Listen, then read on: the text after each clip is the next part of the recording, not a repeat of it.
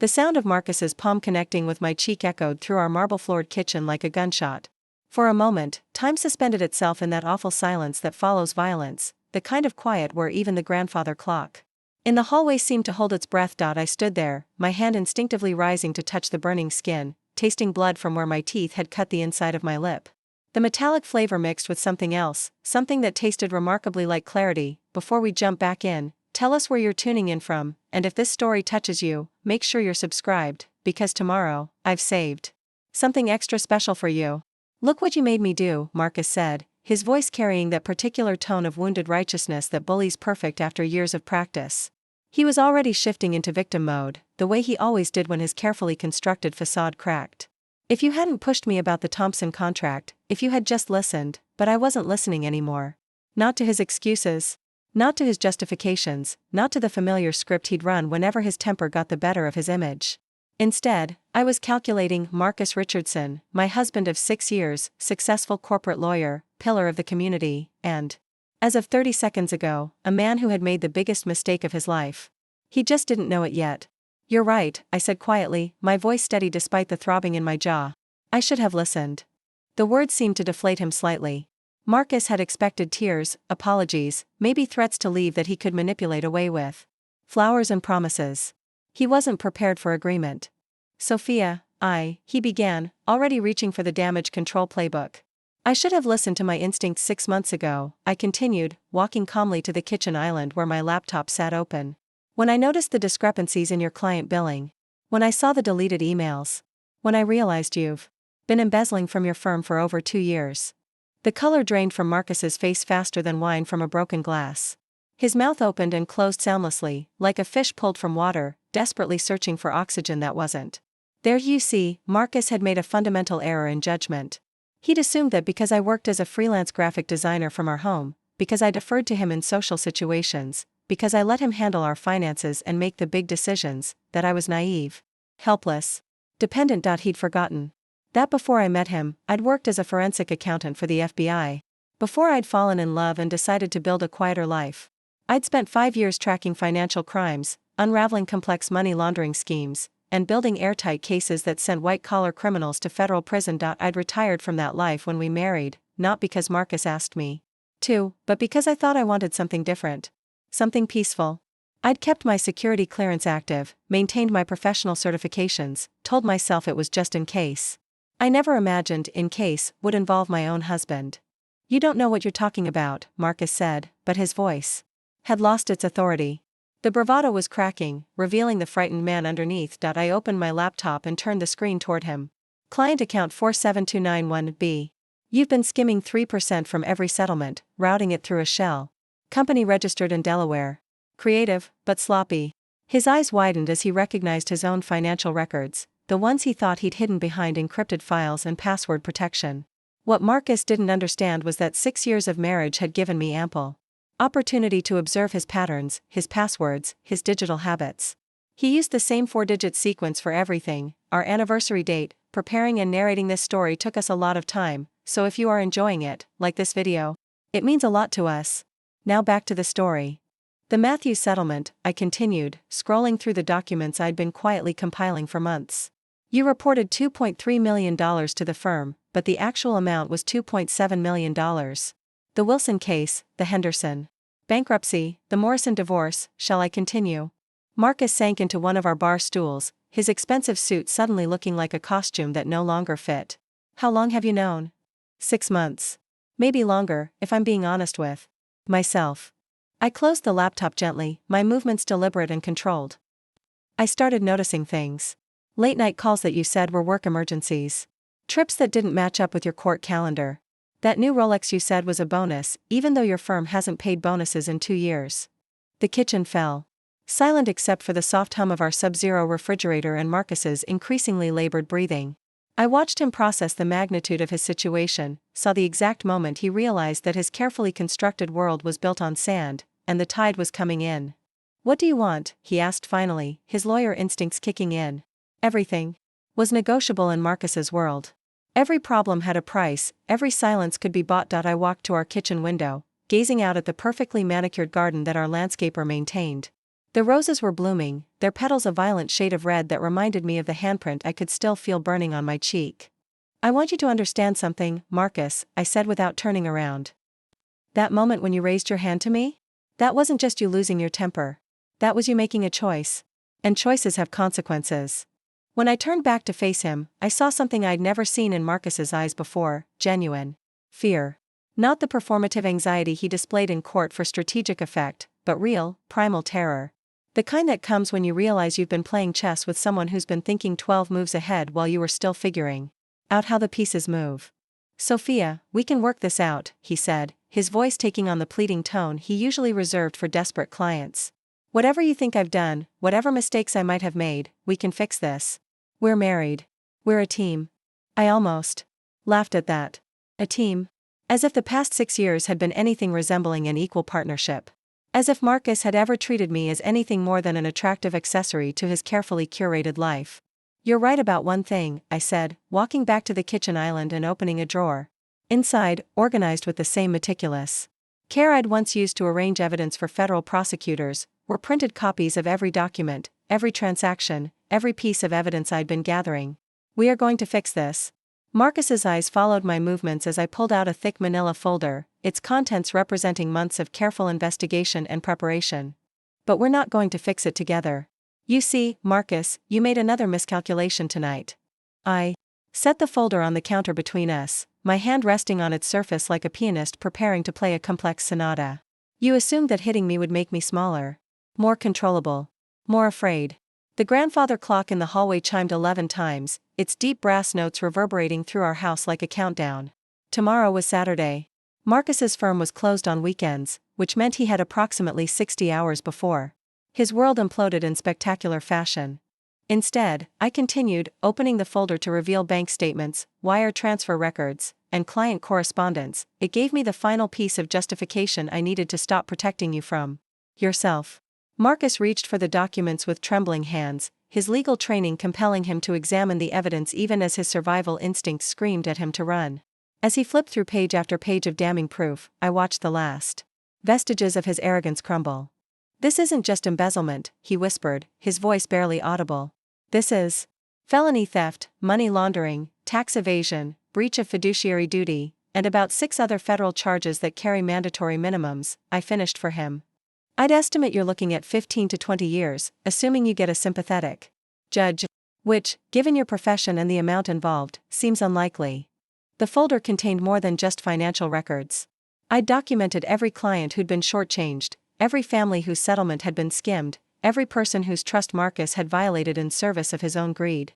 The human cost of his crimes was staggering, and I'd made sure every victim would be clearly identified in my report. "But here's what you don't understand yet," I said, my voice taking on the clinical tone I'd perfected during years of delivering devastating testimony in federal courtrooms. "This isn't about the money. This isn't even about your career, though. Both of those are certainly finished." Marcus looked up from the documents, his face pale and drawn. "Then what is it about?" I walked to our kitchen cabinet and pulled out a small digital recorder, the kind I'd used countless times to preserve crucial evidence. The red light indicated it had been running for the past 20 minutes, capturing every word of our conversation, including his implicit admission of guilt. "It's about making sure that what you did to me tonight, what you've probably done to other women, other people you thought were weaker than you, never happens again." The realization hit him like a physical blow.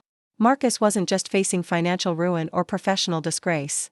He was facing the complete destruction of everything he'd built, everything he'd worked for, everything he'd believed about his own power and untouchability. "You can't do this," he said, but even as the words left his mouth, we both knew how hollow they sounded. "I'm your husband. We took vows. For better or worse." I pressed the stop button on the recorder and slipped it into my pocket.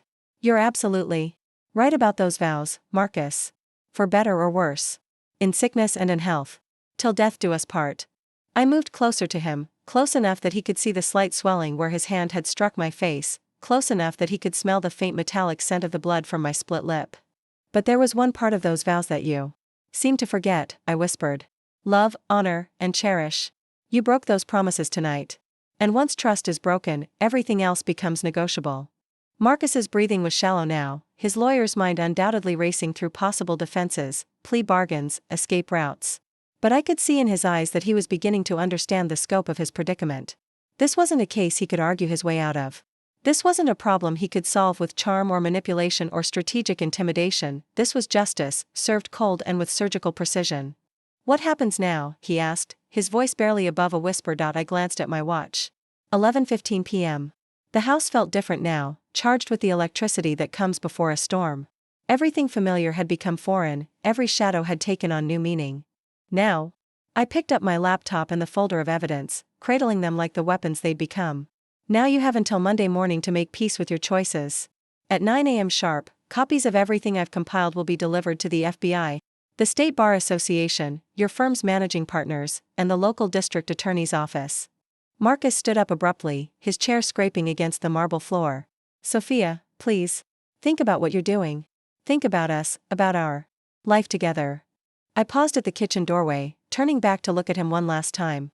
In that moment, I saw not the confident attorney who'd swept me off my feet 6 years ago, but a small, frightened man who'd finally encountered a problem he couldn't lawyer away. "I have thought about it, Marcus. I've thought about it every day. For 6 months. I've thought about the families you've stolen from, the trust you've violated, the oath you've broken. And tonight, when you decided that physical violence was an acceptable response to being questioned, you made my decision easy." I headed toward the staircase, my footsteps echoing in the sudden silence of our house. Behind me, I could hear Marcus beginning to pace, his expensive Italian leather shoes clicking against the marble in an irregular rhythm of panic. "Sophia," he called after me, his voice cracking with desperation. "We can fix this. We can pay everyone back. I can make this right." I stopped halfway up the stairs, my hand resting on the polished banister. "You're absolutely right about one thing, Marcus. You can make this right. But not with money, and not with me." The guest bedroom had been prepared for this moment, though Marcus didn't know it yet. For the past month, I'd been quietly moving my most important possessions, my crucial documents, my irreplaceable memories to a safety deposit box across town. The process had been gradual, careful, invisible to someone who'd never paid attention to the details of our shared life. Tonight would be my last night in this house, in this marriage, in the carefully constructed fiction that had defined the past 6 years of my life. Tomorrow, the real work would begin. As I closed the bedroom door behind me, I could hear Marcus on the phone downstairs, his voice muffled but urgent. He was calling his criminal defense attorney, I realized, a smart move, but one that came about 18 months too late. I set my laptop on the small desk by the window and opened it to review the files one final time. Every transaction was documented, every pattern established, every piece of evidence verified and cross-referenced. It was the kind of case that federal prosecutors dream about. Clean, comprehensive, and absolutely devastating. My phone buzzed with a text message from my sister Elena. "How did the confrontation go? Are you safe?" Elena was the only person who knew what I'd discovered, the only one who'd been helping me prepare for this moment. She'd been urging me to leave Marcus for years, long before I'd uncovered his criminal activities. She'd seen something in him that I'd been too in love to recognize, or perhaps too hopeful to acknowledge. "It's done," I typed back. "He showed his true colors. No going back now." Her response came immediately. "Good. You deserve so much better. Call me tomorrow when you're ready." I set the phone aside and walked to the window, looking out at the city lights stretching toward the horizon. Somewhere out there were the families Marcus had cheated, the clients whose trust he'd violated, the colleagues who'd vouched for his integrity without knowing they were endorsing a lie. Tomorrow, justice would begin its slow but inexorable march. Marcus would wake up to discover that his wife had vanished in the night, taking with her not just her personal belongings, but every shred of evidence needed to destroy him completely. The thought should have filled me with satisfaction, but instead I felt something more complex, a mixture of sadness for the man I'd thought I'd married and determination to see justice done for the man he'd actually been. I opened my laptop one final time, navigating to an encrypted folder I'd created months ago. Inside were copies of everything, every document, every recording, every piece of evidence that would soon end Marcus Richardson's career and freedom. But there was something else in that folder, something I'd been saving for this exact moment. A video recording from our kitchen's security camera, automatically uploaded to a secure cloud server. The timestamp showed today's date, and the footage was crystal clear. Marcus striking me across the face, the sound echoing through our marble kitchen, my hand rising instinctively to touch the burning skin, the physical evidence of his violence. Captured in high definition and stored beyond his reach or influence. The final nail in a coffin I'd been building for months. I closed the laptop and began to pack the few remaining items I'd need for tomorrow. As I folded clothes and gathered toiletries, I could hear Marcus downstairs, still on the phone, his Voice growing more frantic as his attorney undoubtedly explained the gravity of his situation. By morning, I would be gone. By Monday, his world would be in ruins. By the time his case went to trial, Marcus Richardson would be just another cautionary tale about power corrupting absolutely, and justice being served to those who thought themselves above the law. But tonight, for the last time, I was still Sophia Richardson, wife of a successful attorney, resident of a beautiful house, keeper of terrible secrets. Tomorrow, I would become something different, the key witness in a federal criminal case, the woman who'd brought down a man who thought he was untouchable, the survivor who'd turned evidence into justice. As I settled into bed for my final night in this house, I touched my cheek gently, feeling the tenderness where Marcus's hand had struck. The physical pain would fade in a few days, but the memory would remain forever, not as a symbol of victimization, but as the moment when I'd finally seen clearly enough to act. Marcus had raised his hand to me once. In response, I'd raised the stakes on his punishment to a level he couldn't have imagined in his worst nightmares, and I was just getting started. I woke at 4:47 a.m. to the sound of silence. Not the peaceful quiet of a sleeping house, but the heavy, oppressive silence that follows catastrophe. Marcus had finally stopped pacing downstairs sometime after 3 a.m., though I doubted he'd slept. Men like my husband didn't sleep when their carefully constructed worlds began to crumble. They schemed, they planned, they looked for angles and escape routes that didn't exist. The bruise on my cheek had deepened overnight, painting my skin in shades of purple and yellow that no amount of concealer could hide. Good. I wanted it visible, wanted the evidence of his violence documented by every security camera, every witness, every person who would see me in the coming days. My go bag had been packed for weeks, hidden in the back of my closet behind winter coats Marcus never bothered to notice. 3 changes of clothes, essential documents, cash, and the burner phone Elena had given me months ago. Everything else I needed was already waiting at the storage unit I'd rented under my maiden name. I dressed quietly in jeans and a simple sweater, clothes that would make me forgettable to casual observers but photogenic enough for the media interviews that would inevitably come. The irony wasn't lost on me. After 6 years of playing the perfect attorney's wife, I was finally going to be exactly what Marcus had always wanted. Highly visible and completely beyond his control. The house felt different in the pre-dawn darkness, as if it already knew it would soon be evidence in a federal investigation. Every room held memories that felt contaminated now, moments of happiness that I could no longer trust as genuine. Had Marcus ever loved me, or had I simply been a useful prop in his performance of respectability?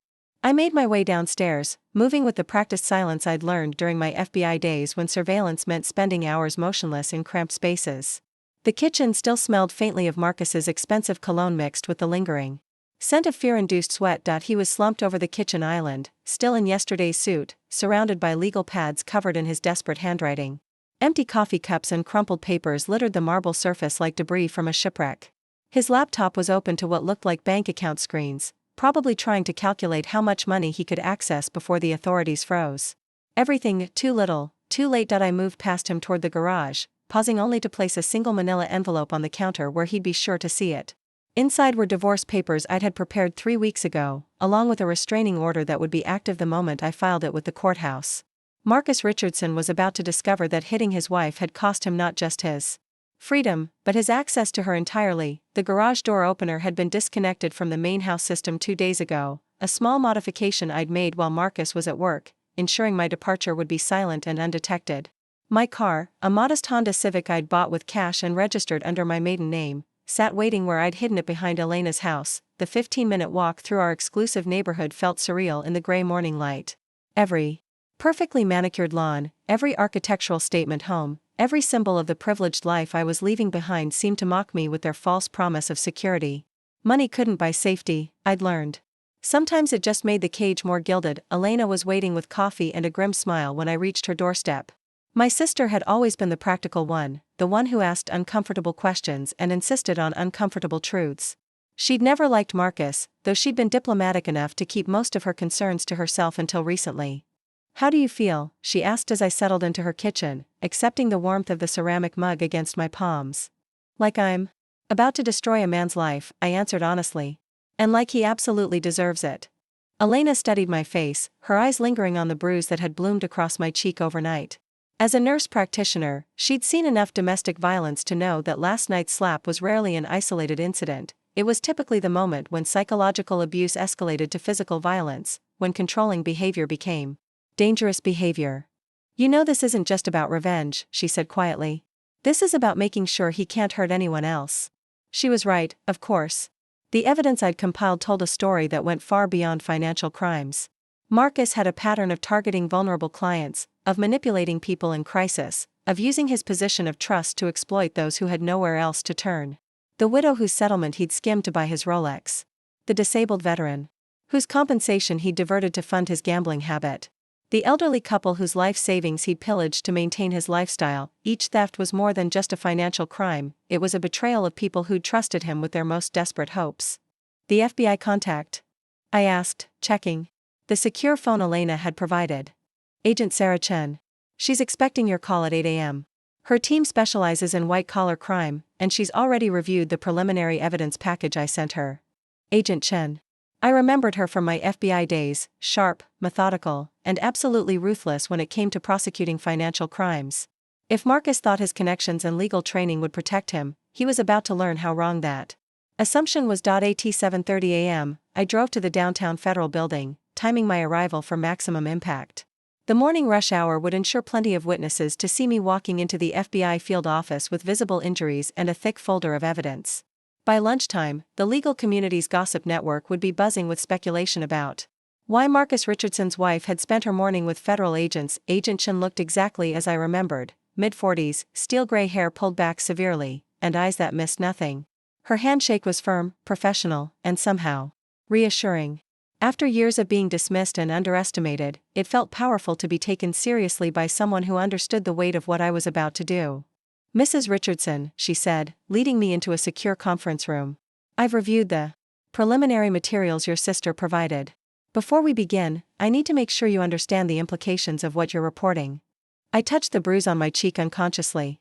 Agent Chen, my husband hit me last night when I confronted him about stealing from his clients. I spent 5 years as a forensic accountant before I retired, and I've spent the last 6 months documenting every crime he's committed. I understand exactly what I'm doing. Her expression softened slightly, recognition flickering in her eyes. Sophia Martinez. I remember you now.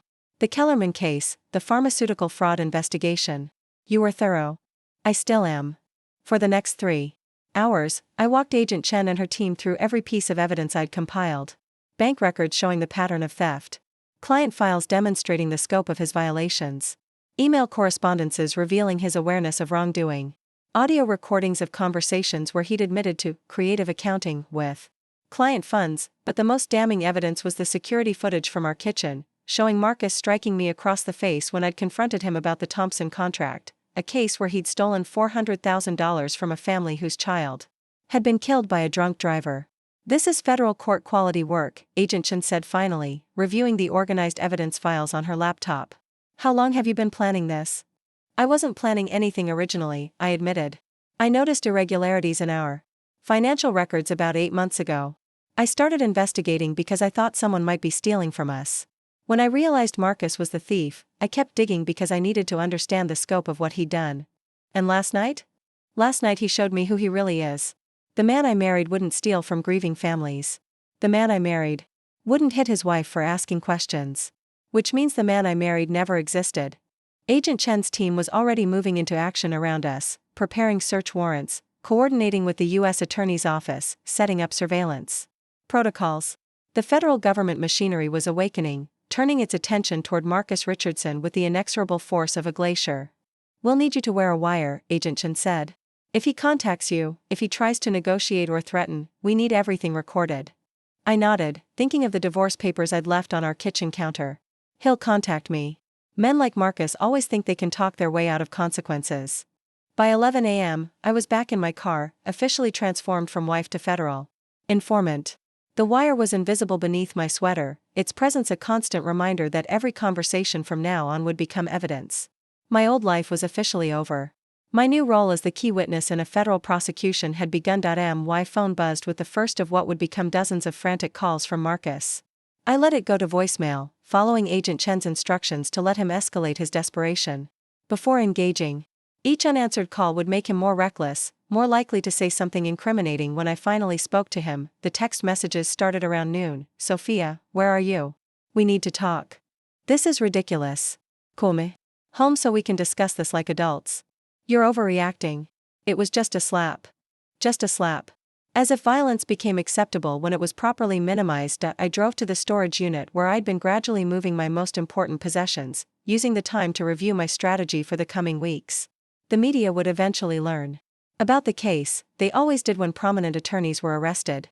I needed to be ready for the attention, for the questions, for the inevitable attempts to paint me as a vindictive ex-wife rather than a crime victim seeking justice. The storage unit contained more than just my personal belongings.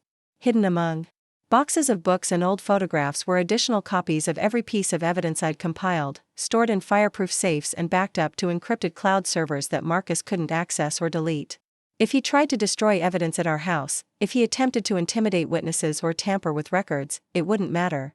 The proof of his crimes existed in multiple secure locations, beyond his reach or influence. My phone rang again. Around 2 p.m. This time it was Marcus's criminal attorney, David Walsh, a man I'd met at numerous social functions, someone who'd complimented my cooking and asked about my graphic design work while secretly knowing his client was a criminal. "Sophia, this is David Walsh. Marcus is very concerned about you. He says there was a misunderstanding last night, and he's worried you might do something you'll regret." The paternalistic tone was perfect, designed to make me feel like an emotional woman who needed guidance from wiser male minds. It was exactly the kind of manipulation I'd learned to recognize during my FBI training, the subtle psychological pressure that worked on people who hadn't been taught to resist it. "Hello, David," I replied, knowing the conversation was being recorded by the wire I wore. "I appreciate your concern, but there was no misunderstanding. Marcus hit me, and I have the evidence to prove it." Now, Sophia, I'm sure it wasn't as serious as it seemed. These things happen in marriages, emotions run high. "These things don't happen in my marriage," I interrupted. "Or rather, they happened once, and now they'll never happen again." The silence on the other end told me David was beginning to understand that this wasn't a domestic dispute that could be managed with flowers and apologies. This was a federal case building momentum, and his client was at the center of it. "Perhaps we could meet for coffee," he suggested carefully. "Just to discuss the situation like rational adults." "I'm sure we'll have plenty of opportunities to discuss the situation," I replied. "In court." I hung up and immediately called Agent Chen to report the contact. Within an hour, David Walsh would be receiving a visit from federal agents, informing him that his client was under investigation and advising him about the legal implications of attempting to contact witnesses. The afternoon brought more developments. Marcus had apparently shown up at my sister's house, demanding to know where I was. Elena had called the police, and the responding officers had taken a report about his harassment. More evidence for the restraining order I'd file Monday morning. He'd also been to my old office building, somehow convinced that I was hiding there despite the fact that I'd worked from home for years. Security had escorted him out when he became belligerent, and their incident report would become part of the growing file documenting his increasingly erratic behavior. By evening, Marcus was desperate enough to violate the basic rule every criminal attorney teaches their clients: never put anything incriminating in writing.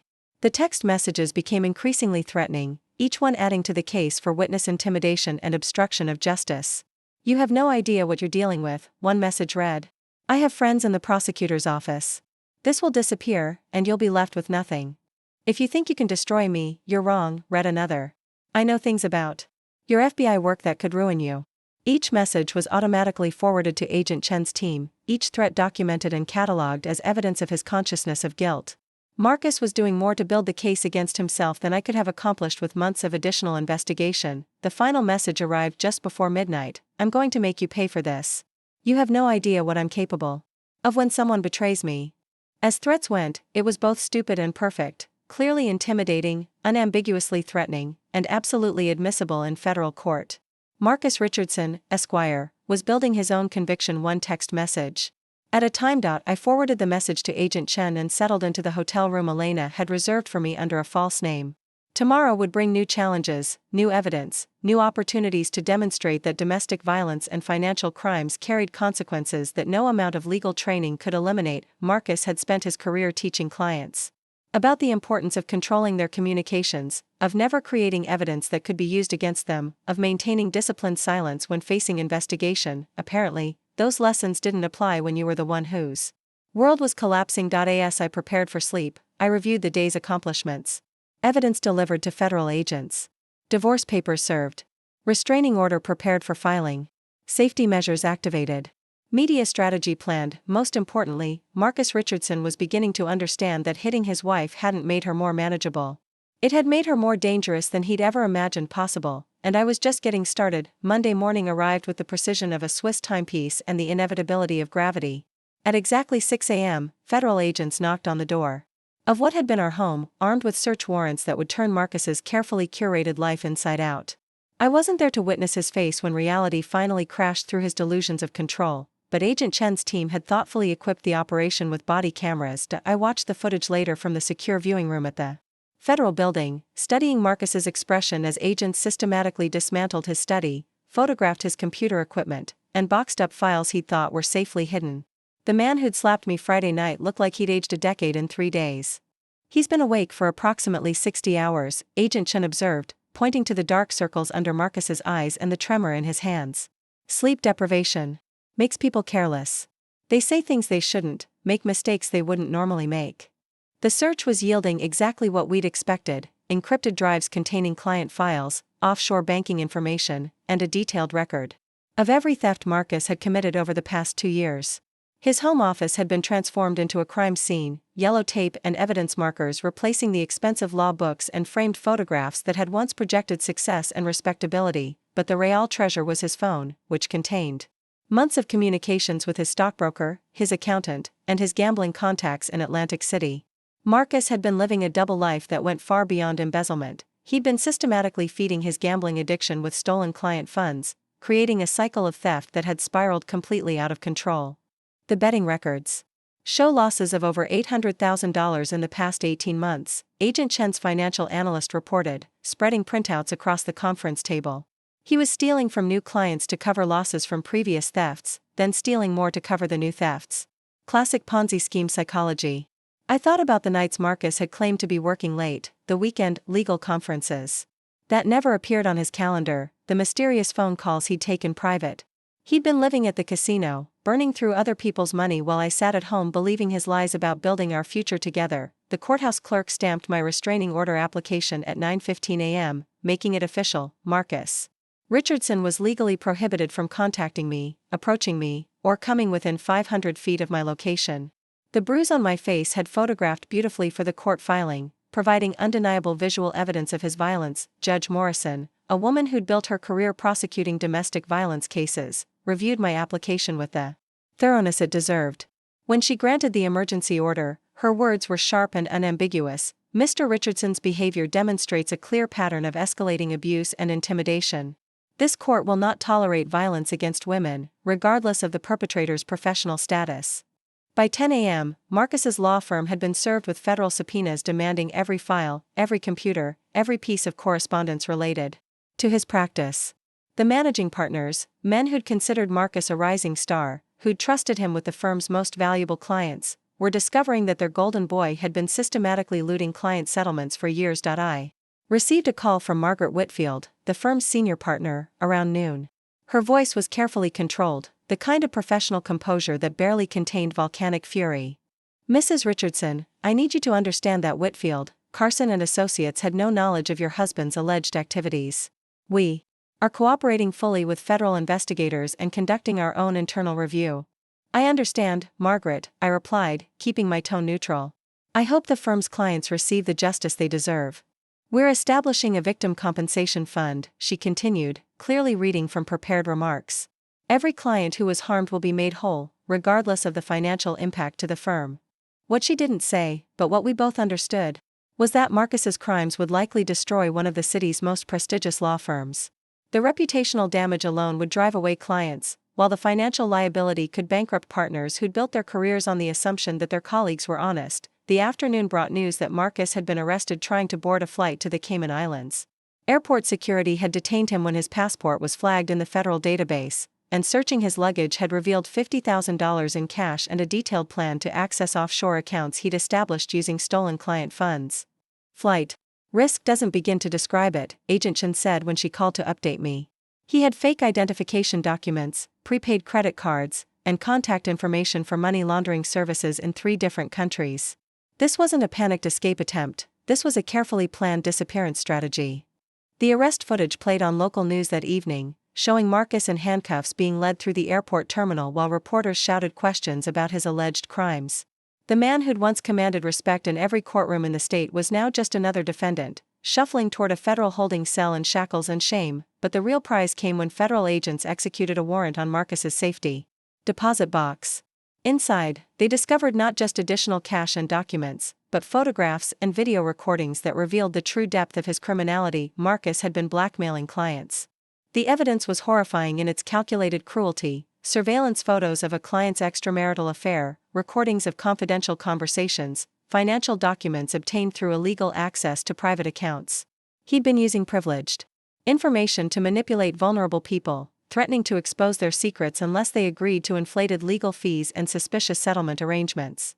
This elevates the charges significantly, Agent Chen explained during our evening briefing. We're no longer just looking at embezzlement and tax evasion. This is racketeering, extortion, and violation of attorney-client privilege on a scale that could result in a life sentence. I thought about the clients I'd met at firm social functions, the people who'd trusted Marcus with their most devastating legal problems. The widow whose husband's death benefits Marcus had stolen while she grieved. The disabled veteran Marcus had blackmailed using medical records that should have been confidential. The elderly couple whose life savings Marcus had looted while threatening to expose their son's drug addiction. Each victim represented more than just financial loss. They were people whose faith in the legal system had been utterly destroyed by someone they'd trusted with their most desperate hopes. My phone buzzed with a call from David Walsh, Marcus's attorney. I let it go to voicemail, knowing that every contact attempt was being recorded and analyzed by federal agents.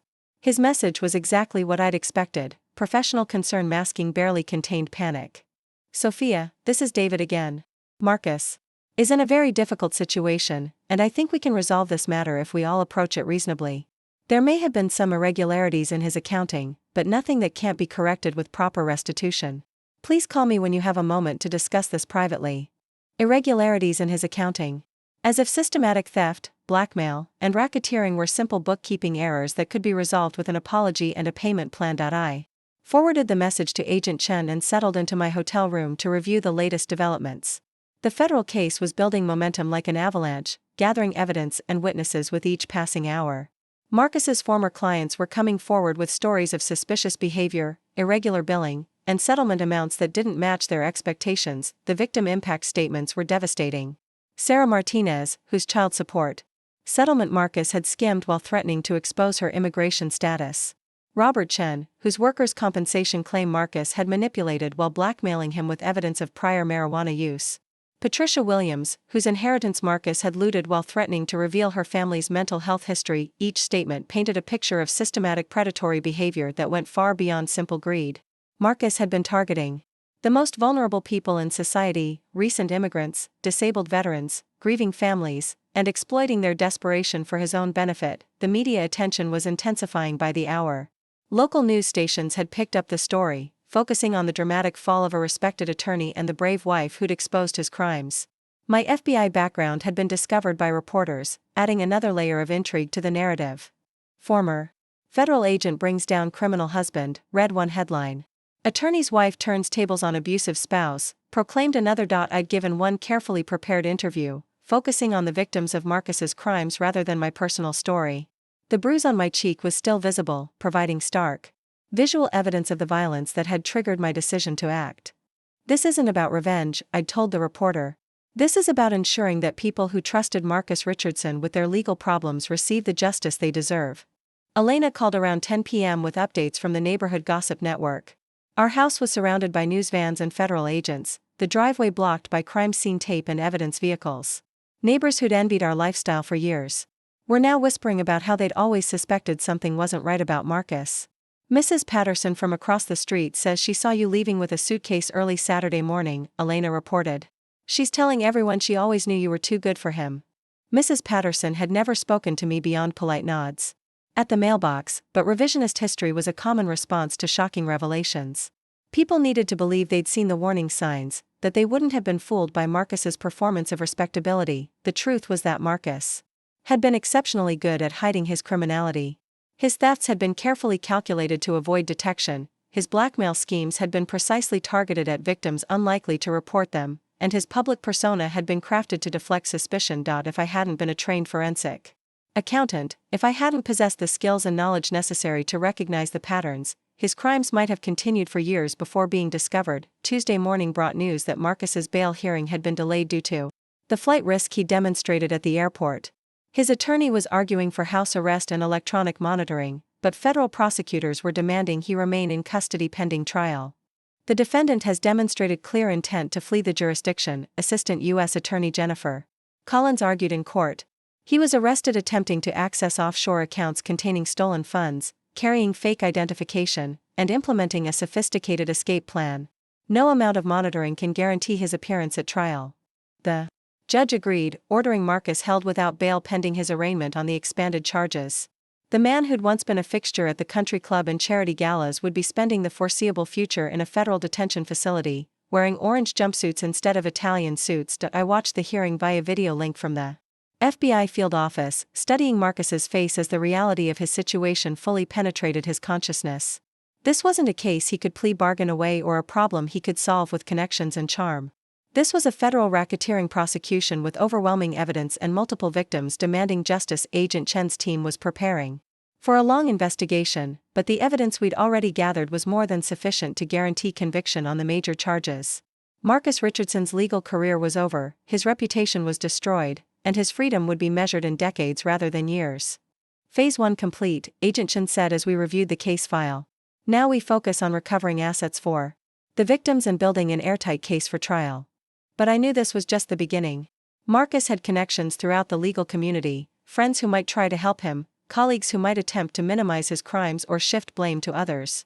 The federal prosecution would take months or years to complete, and every step would require vigilance to ensure justice was truly served. Most importantly, there were still victims who hadn't come forward, people too frightened or ashamed to admit they'd been blackmailed or manipulated.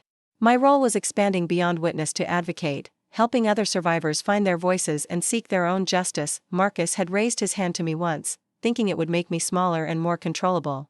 Instead, it had awakened something he couldn't have imagined, a federal case that would become a model for prosecuting predatory attorneys, a reckoning that would reshape how the legal profession policed itself, and we were just getting started. The first death threat arrived on Wednesday morning, slipped under my hotel room door while I slept.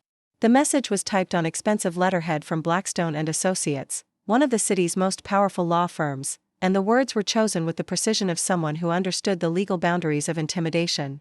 Mrs. Richardson, your vendetta against your husband is destroying innocent people's livelihoods. Reconsider your testimony before you find yourself facing consequences you haven't anticipated. I photographed the letter and immediately called Agent Chen, who dispatched a forensics team to process the hotel room for evidence. Within 2 hours, federal agents were executing a search warrant at Blackstone and Associates, seizing computers and documents while partners watched their carefully cultivated reputations crumble in real time. Threatening a federal witness is a serious felony, Agent Chen explained as we reviewed the surveillance footage from the hotel's security cameras. Whoever delivered this letter just graduated from observer to participant in our investigation. The footage was remarkably clear. Thomas Blackstone himself, managing partner of the firm, entering the hotel at 3:47 a.m. and leaving 17 minutes later. His expensive Bentley was captured on 3 different traffic cameras along his route, providing an unbreakable chain of evidence connecting him to witness intimidation. He couldn't have been stupid enough to personally deliver a threatening letter, I said, studying the images. Unless he's more involved in Marcus's crimes than we initially suspected, Agent Chen finished. Financial criminals rarely operate in isolation. They need lawyers to hide money, accountants to manipulate records, and business partners to provide legitimacy. The revelation that Marcus had powerful allies actively working to protect him shouldn't have surprised me, but it added a new dimension of danger to an already complex situation.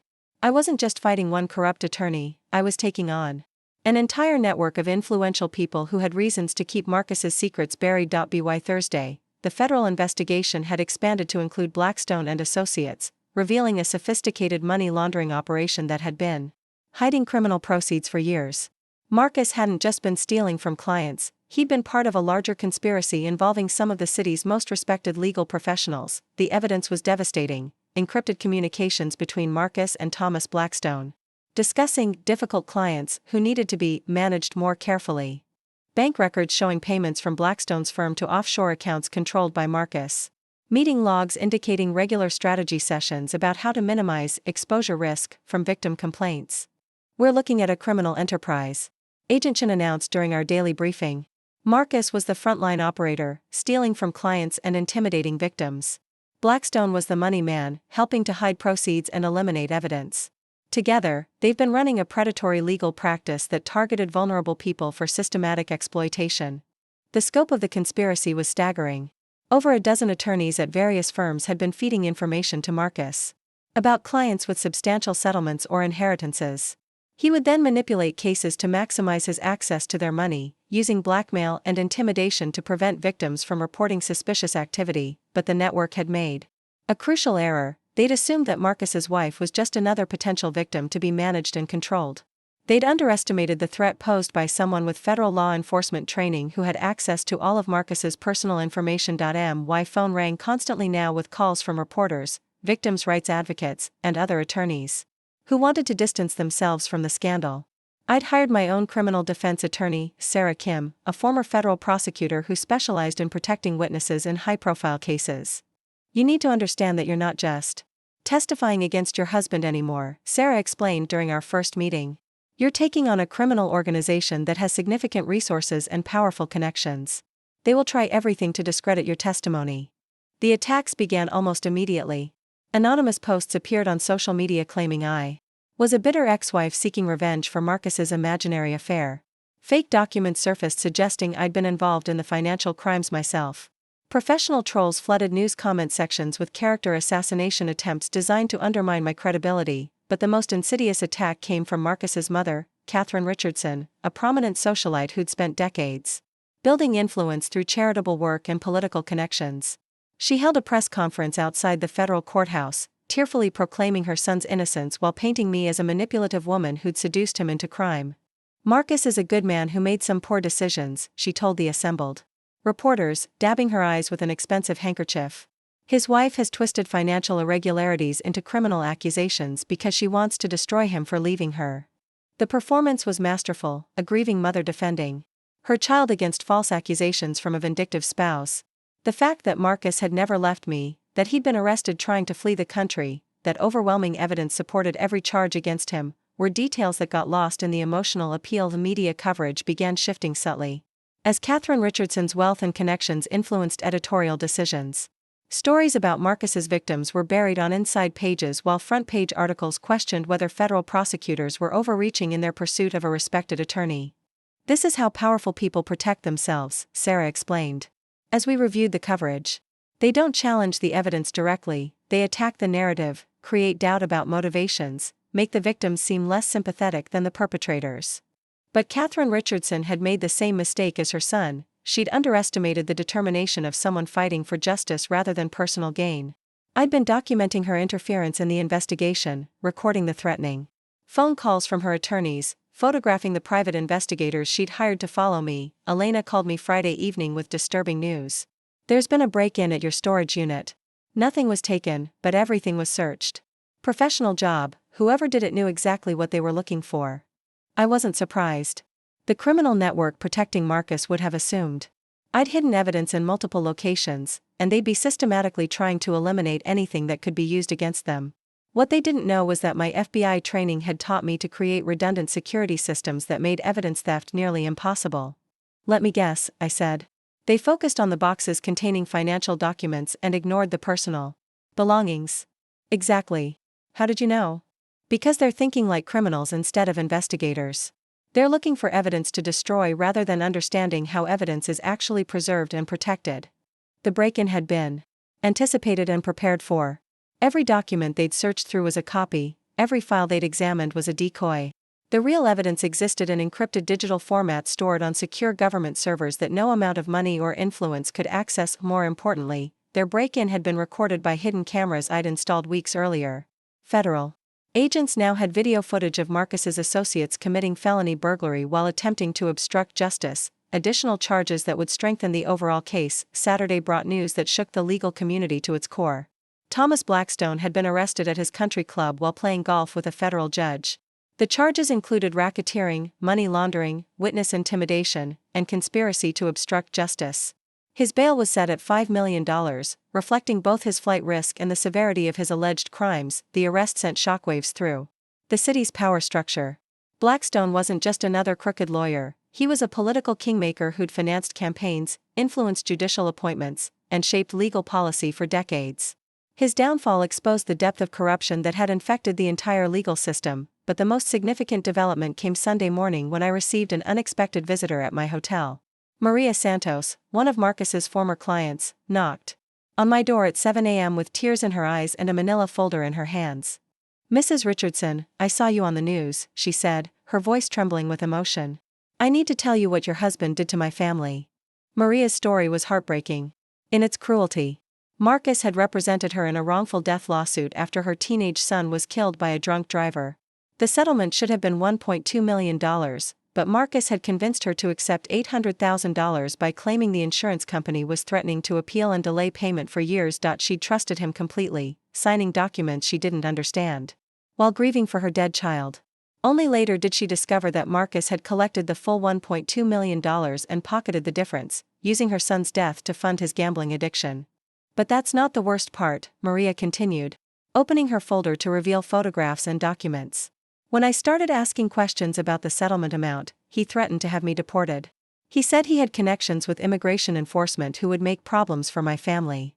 The documents she showed me were devastating: forged immigration papers that Marcus had used to intimidate Maria, fake deportation orders that had terrorized her into silence, and recordings of conversations where he'd explicitly threatened her family's safety. "I've been afraid to come forward for 2 years," she admitted. "But when I saw your bruise on television, when I heard you talking about getting justice for victims, I knew I had to be brave too." Maria's testimony would be crucial to the federal case, providing direct evidence of Marcus's blackmail schemes and predatory targeting of vulnerable immigrants. But more importantly, her courage in coming forward would inspire other victims to break their silence and seek justice. I called Agent Chen immediately, and within hours Maria was giving a formal statement to federal investigators. Her evidence filled crucial gaps in the prosecution's case while revealing new victims who hadn't previously been identified. "This changes everything," Agent Chen said after reviewing Maria's materials. "We now have direct testimony about threats, intimidation, and document fraud. Marcus wasn't just stealing money, he was terrorizing entire families into submission." The weekend also brought news that Catherine Richardson was under investigation for her role in coordinating the campaign to discredit my testimony.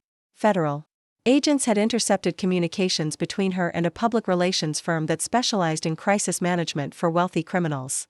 The communications revealed a sophisticated strategy to destroy my credibility through character assassination, planted stories, and coordinated social media attacks. Catherine had spent over $200,000 in just 1 week trying to protect her son by destroying his victim's reputation, but perhaps the most satisfying development was the discovery that Marcus's arrest had triggered a cascade of consequences he hadn't anticipated. His gambling debts, which he'd been servicing with stolen client funds, were now coming due with no way to pay them. The casino enforcers who'd been his business partners were becoming his enemies, adding physical danger to his legal problems. He owes approximately $300,000 to some very unforgiving people, Agent Chen reported with grim satisfaction. "Federal custody is probably the safest place for him right now." The irony was perfect. Marcus had spent years terrorizing vulnerable people with threats of violence and deportation, and now he was the one living in fear of both legal consequences and physical retribution. As Sunday evening approached, I reviewed the week's developments from my hotel room. A criminal conspiracy had been exposed, powerful allies had been neutralized, additional victims had found their voices, and the evidence against Marcus continued to grow stronger with each passing day, but I knew the real battle was just beginning. Wealthy criminals didn't surrender easily, and Marcus's network still had resources to fight back.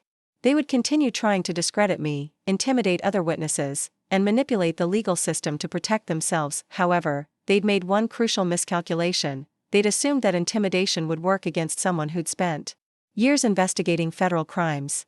Instead, every threat strengthened my resolve, every attack provided additional evidence, and every attempt to silence me made the eventual victory more complete. Marcus had hit me once, thinking it would make me more manageable. Instead, it had unleashed a federal investigation that was systematically dismantling everything he and his criminal associates had built, and the best part was that we were still gathering momentum. Monday morning brought an unexpected visitor to Agent Chen's office, Detective Rachel Morrison from the Police Department's Internal Affairs Division. Her grim expression and the thick file folder she carried told me that Marcus's criminal network had deeper roots than we'd discovered. "We need to talk," Detective Morrison said, settling into the conference room chair across from me. "Your husband's case has exposed something we've been investigating for 3 years. We have a problem with dirty cops." The revelation hit like a physical blow. Marcus hadn't just corrupted attorneys and business partners, he'd been paying off police officers to suppress victim complaints, intimidate witnesses, and provide advance warning about investigations. The very people who should have been protecting his victims had been protecting him instead. Officer Kevin Martinez, Sergeant Linda Walsh, Detective James Cooper, Morrison continued, spreading photographs across the table. All of them were on Marcus's payroll. When victims tried to file complaints, these officers would bury the reports or convince people that pursuing charges would be hopeless. The scope of the corruption was staggering. For years, Marcus and his associates had operated with impunity because they'd infiltrated the very system designed to hold them accountable. Victims who'd tried to report blackmail or theft had been turned away by corrupt officers who were being paid to protect the perpetrators. How many victims never got justice because their complaints disappeared? I asked, thinking about all the people who'd suffered in silence while their tormentors lived in luxury. We're still calculating that number, Morrison admitted. But preliminary estimates suggest dozens of cases were suppressed or manipulated over the past 5 years. Your evidence is helping us identify patterns we couldn't see before. Agent Chen pulled up a digital map on her laptop, showing the connections between various members of Marcus's criminal enterprise.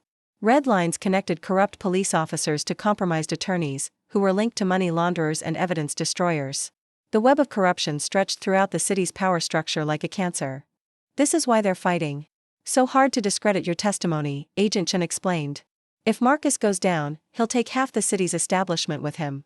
The stakes go far beyond one corrupt attorney. We're looking at a complete breakdown of institutional trust. The morning brought more disturbing news.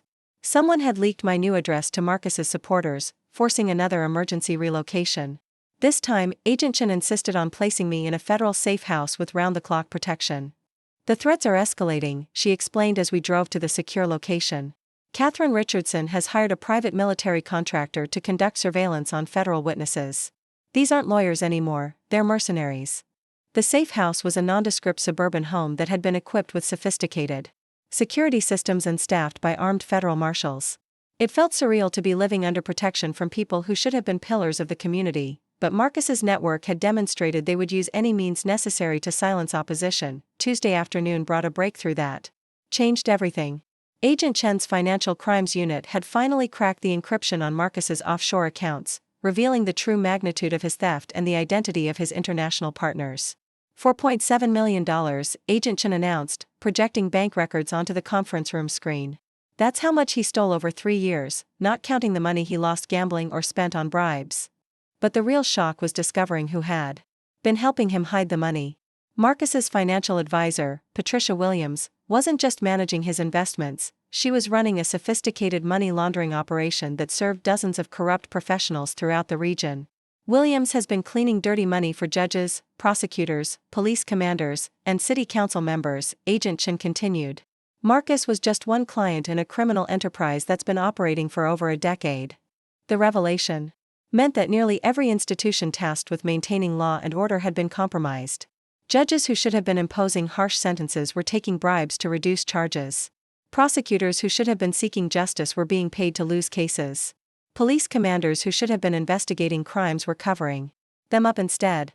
How did it get this bad? I asked, overwhelmed by the scope of the corruption.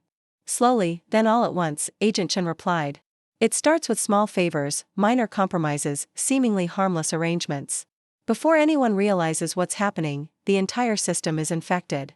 Wednesday brought news that sent shockwaves through the federal courthouse. Judge Harold Bennett, who was scheduled to preside over Marcus's trial, had been arrested for accepting bribes. The case would need to be reassigned to a different jurisdiction to ensure fairness, a delay that Marcus's lawyers would undoubtedly try to exploit, but the most significant development came when my own attorney, Sarah Kim, uncovered evidence that Catherine Richardson had been attempting to bribe federal agents. FBI surveillance had captured her meeting with someone she believed was a corrupt agent willing to provide information about the investigation. She offered $500,000 for details about prosecution strategy and witness protection protocols, Sarah reported with obvious satisfaction. Unfortunately for her, the corrupt agent was actually an undercover federal investigator gathering evidence of obstruction of justice. Catherine Richardson's arrest made front-page news across the country. The image of the prominent socialite being led away in handcuffs while reporters shouted questions about her son's crimes became an instant symbol of how justice could reach anyone, regardless of wealth or social status. The Richardson family corruption runs deep, the headlines proclaimed. Mother and son criminal enterprise exposed by brave whistleblower wife.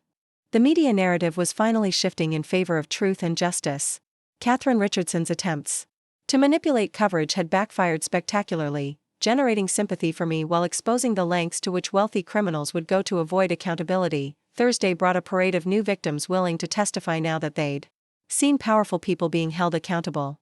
The Federal Building's Victim Services Office was overwhelmed with people coming forward to report crimes that had been covered up for years. Robert Chen, a construction worker whose disability settlement Marcus had stolen, brought medical records showing how the theft had prevented him from getting necessary surgery. I've been in pain for 2 years because that man took money that was supposed to pay for my treatment, he said, tears streaming down his face. Jennifer Walsh, a single mother whose child support enforcement case Marcus had sabotaged, presented evidence showing how he deliberately delayed proceedings to increase his billable hours while her children went without basic necessities. He knew my kids were hungry, and he didn't care as long as he was getting paid. Each victim's story added another layer to the prosecution's case while demonstrating the human cost of Marcus's crimes. These weren't victimless financial manipulations, they were deliberate acts of cruelty that had caused real suffering to real families. Friday afternoon brought the news I'd been waiting for. Marcus had agreed to cooperate with federal investigators in exchange for a reduced sentence. His attorney had finally convinced him that fighting the charges was hopeless given the overwhelming evidence and the collapse of his support network. He's willing to testify against his co-conspirators, Agent Chen announced during our briefing. But he wants immunity from prosecution for any crimes that haven't been discovered yet. The offer was laughable. Marcus was trying to negotiate from a position of weakness, apparently still believing he had leverage in a situation where he was completely exposed. Federal prosecutors rejected his proposal within hours, making it clear that cooperation would be rewarded but not with a free pass for unknown crimes. But Marcus's willingness to discuss cooperation revealed something important. He was finally understanding that his criminal enterprise was collapsing beyond repair. The man who'd spent years believing himself untouchable was discovering that federal investigators were methodical, thorough, and completely immune to the intimidation tactics that had worked on local authorities. The weekend brought a development that surprised everyone. Thomas Blackstone's wife, Margaret, contacted federal agents requesting a meeting. She'd been married to one of the city's most powerful attorneys for 30 years, but she'd apparently been documenting his crimes for much longer than that. I've been keeping records for 15 years, she told Agent Chen during a secret meeting at the federal building. I knew something was wrong, but I was afraid to come forward because he threatened to have me committed to a mental institution if I ever crossed him. Margaret Blackstone's evidence was extraordinary: detailed financial records, recordings of criminal conversations, photographs of incriminating documents, and a comprehensive diary documenting her husband's illegal activities. She'd been building a case against him for over a decade, waiting for the right moment to act. Why now? I asked when Agent Chen briefed me about the meeting. Because she saw what you did, Agent Chen replied with a slight smile. You showed her that it was possible to fight back against an abusive husband and win. Your courage gave her the strength to find her own voice. Margaret Blackstone's cooperation would be devastating to the criminal network. She had insider knowledge of money laundering operations, bribery schemes, and evidence destruction that went back years. Her testimony could connect crimes that seemed unrelated and reveal patterns that investigators had missed, but perhaps most importantly, her decision to come forward demonstrated that the culture of silence and intimidation that had protected Marcus's network was finally breaking down. When the wives of powerful criminals began testifying against their husbands, the entire foundation of the criminal enterprise started to crumble. Sunday evening brought a moment of quiet reflection as I prepared for what would be the most challenging phase of the prosecution. The federal grand jury would begin hearing evidence the following week, starting the formal process that would determine Marcus's fate and the fate of everyone who'd protected him. I thought about the Friday night when Marcus had raised his hand to me, believing that violence would solve his problems and make me more manageable. He'd wanted to silence my questions about his crimes, to intimidate me into submission, to maintain control over a situation that was already spiraling beyond his ability to manage. Instead, that moment of violence had unleashed forces he couldn't have imagined. A federal investigation that had exposed institutional corruption. A coalition of victims who'd found their voices and demanded justice. A community of women who discovered they didn't have to accept abuse from powerful men. The bruise on my cheek had faded weeks ago, but its impact continued to reverberate throughout the legal system. Every arrest, every conviction, every moment of accountability could be traced back to Marcus's decision to use violence when words failed him. Agent Chen called me Sunday night with a final update. The grand jury will hear your testimony Tuesday morning. Are you ready?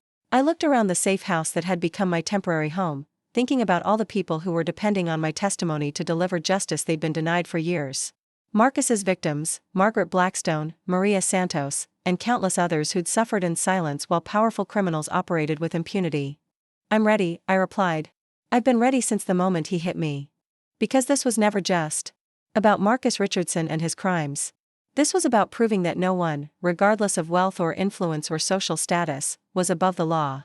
This was about showing other victims that they didn't have to accept injustice as inevitable. This was about making sure that raising a hand in violence had consequences that no amount of money or power could erase, and we were about to deliver those consequences in full. The federal courthouse felt different on Tuesday morning. Where it had once represented the dignified administration of justice, it now seemed like a fortress under siege. Metal detectors had been reinforced, additional security personnel patrolled every entrance, and bomb-sniffing dogs conducted sweeps of public areas. The corruption Marcus had exposed had shaken the legal community so thoroughly that no one felt safe anymore. I arrived through a secured underground entrance, flanked by federal marshals who'd become my constant companions over the past 2 weeks. The grand jury room was smaller than I'd expected, 23 citizens sitting in comfortable chairs, their faces reflecting the gravity of what they were about to hear. Mrs. Richardson, the prosecutor began, please tell the grand jury how you first discovered your husband's criminal activities. For the next 6 hours, I walked them through every detail of Marcus's crimes. The offshore accounts he'd established using stolen client identities. The sophisticated blackmail operation that had terrorized vulnerable families for years. The network of corrupt officials who'd helped him escape accountability while his victims suffered in silence. But the most powerful moment came when I described the night Marcus had hit me, the security footage playing on screens throughout the room. You could hear the collective intake of breath as 23 people watched a respected attorney strike his wife across the face when she dared to question his criminal behavior. That violence wasn't an isolated incident, I explained to the silent room. It was the logical conclusion of a mindset that viewed other people as obstacles to be eliminated rather than human beings deserving of respect. Marcus didn't just steal money, he stole dignity, security, and hope from everyone who trusted him. The grand jurors asked detailed questions about the evidence, clearly struggling to comprehend the scope of the corruption. How had so many supposed pillars of the community become involved in systematic criminality? How had the institutions designed to protect citizens become vehicles for exploiting them instead? Corruption is like cancer, I told them. It starts small and grows slowly, spreading through connections and relationships until it infects entire systems. Marcus wasn't operating alone, he was part of a criminal enterprise that had been growing for over a decade.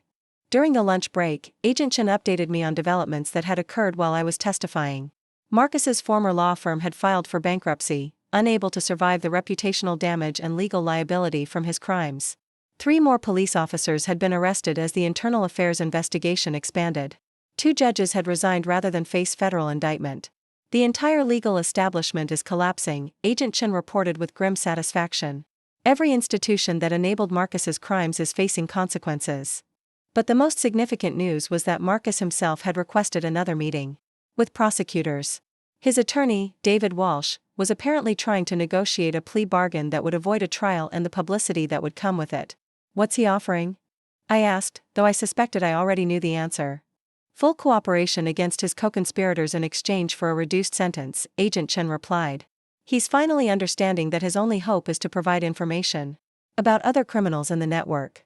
The afternoon session focused on the victims, the families whose lives had been destroyed by Marcus's greed and cruelty. I testified about Maria Santos, whose teenage son's death had been exploited to fund Marcus's gambling addiction. I described Robert Chen, whose disability benefits had been stolen while he suffered in chronic pain. I detailed Jennifer Walsh's struggle to feed her children while Marcus deliberately delayed her child support case to increase his billable hours. Each story was documented with bank records, medical reports, and recordings that made the human cost of financial crimes impossible to ignore. These weren't abstract legal violations, they were deliberate acts of cruelty perpetrated against people who'd trusted the legal system to protect them. Mrs. Richardson, one grand juror asked, how do we know this pattern won't just repeat itself with different people? It was the question I'd been hoping someone would ask, the opportunity to explain why this case mattered beyond just punishing Marcus and his associates. Because sunlight is the best disinfectant, I replied. For years, these crimes continued because they happened in darkness, protected by a culture of silence and intimidation. When victims tried to come forward, they were ignored or threatened into submission. When journalists tried to investigate, they were blocked by powerful interests. I gestured toward the evidence displays surrounding us. But now everything is documented, recorded, and preserved. The evidence of corruption is so overwhelming that denial is impossible.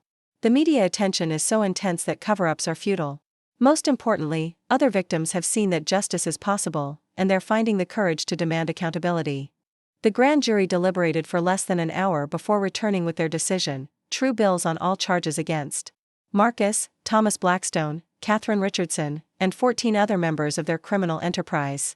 The formal indictments would include racketeering, money laundering, bribery, witness intimidation, and dozens of other federal crimes, but the real victory came when Agent Chen informed me that Marcus had finally agreed to cooperate without conditions. The prospect of facing a federal trial with overwhelming evidence had broken his resolve completely. He's willing to testify against everyone, Agent Chen reported. Judges, prosecutors, police commanders, business partners, he's giving up the entire network in exchange for a recommendation for leniency at sentencing. Wednesday morning brought Marcus's first formal cooperation session, conducted in a secure conference room at the federal building. I wasn't present for the interrogation, but Agent Chen briefed me on the revelations that emerged from Marcus's confession. The criminal enterprise had been even more extensive than investigators had suspected. Marcus identified 37 public officials who'd received bribes, 16 businesses that had been used to launder money, and over 200 victims whose cases had been manipulated for criminal gain. He's been talking for 12 hours straight, Agent Chen told me during a brief break. The amount of information he's providing will keep federal prosecutors busy for years.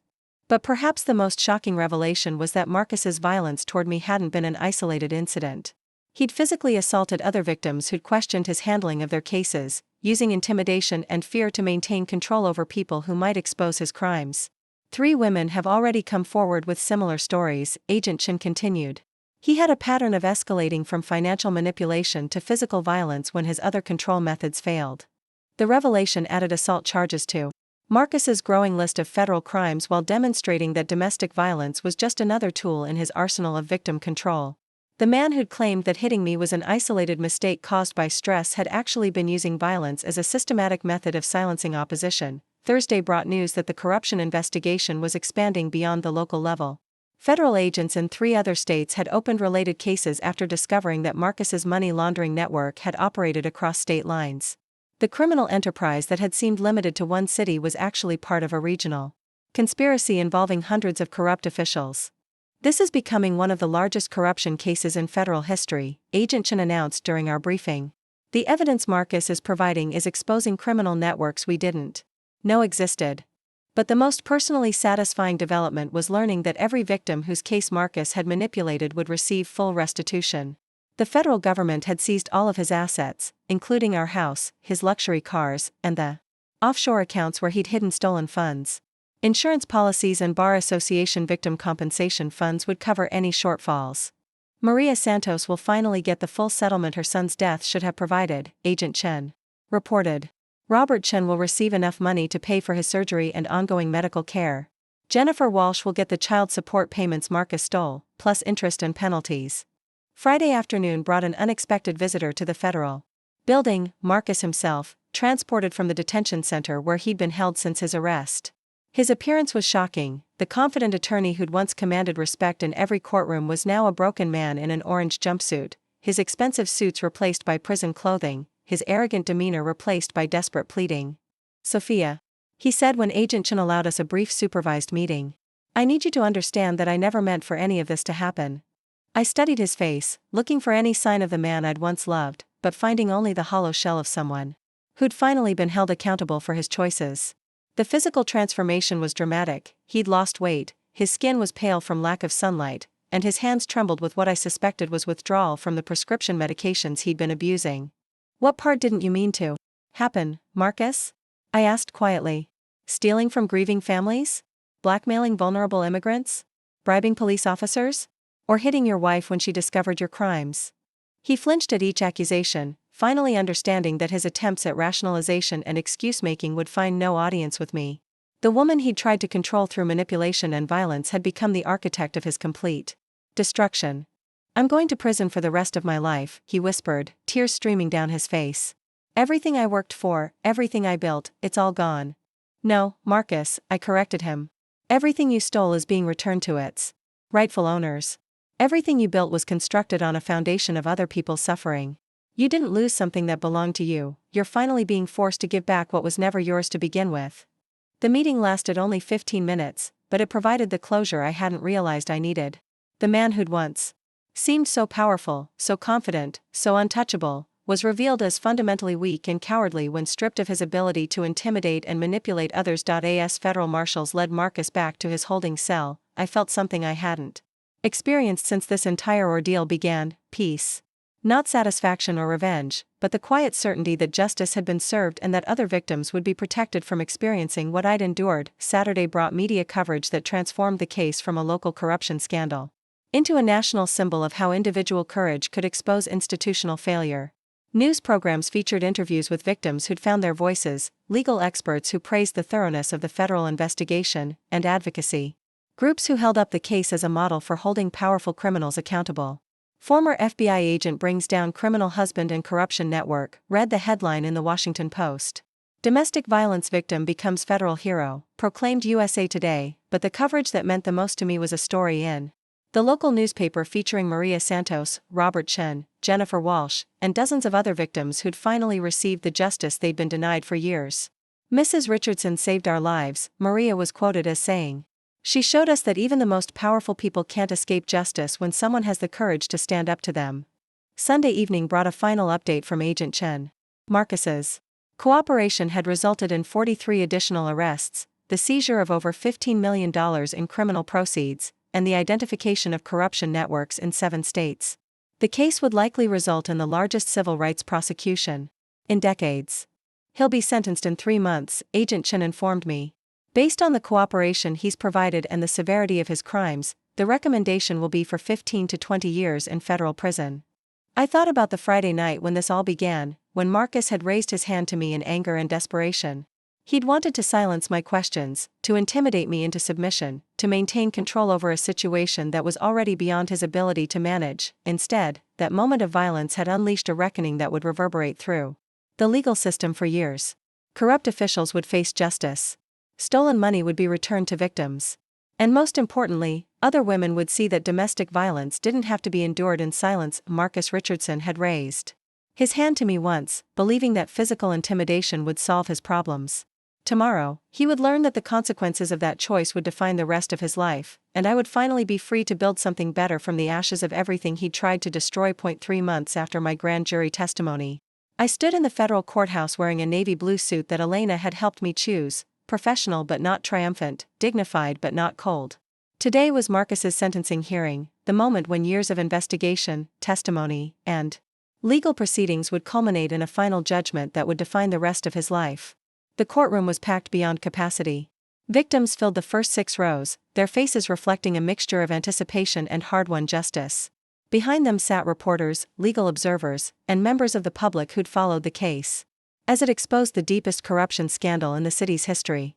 Federal marshals lined the walls, their presence a reminder that this wasn't just another criminal sentencing, it was the conclusion of a case that had shaken the entire legal establishment. Judge Patricia Kellerman, flown in from another district to ensure impartiality, commanded the room with an authority that couldn't be purchased or influenced.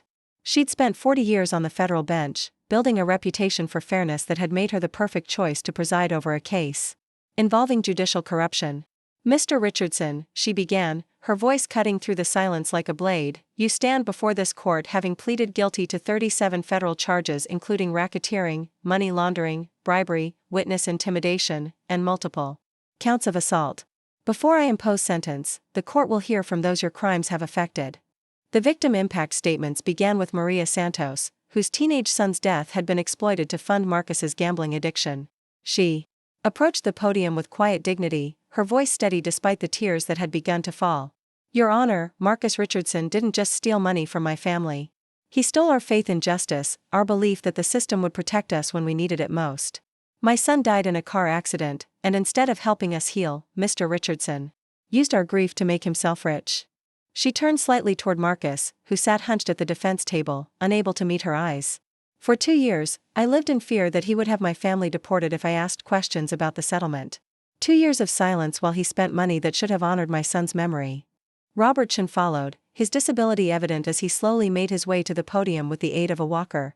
The construction worker whose settlement Marcus had stolen spoke in measured tones about the physical pain he'd endured while his stolen benefits funded luxury purchases. "I needed surgery that could have given me back my mobility," he said, gripping the podium for support.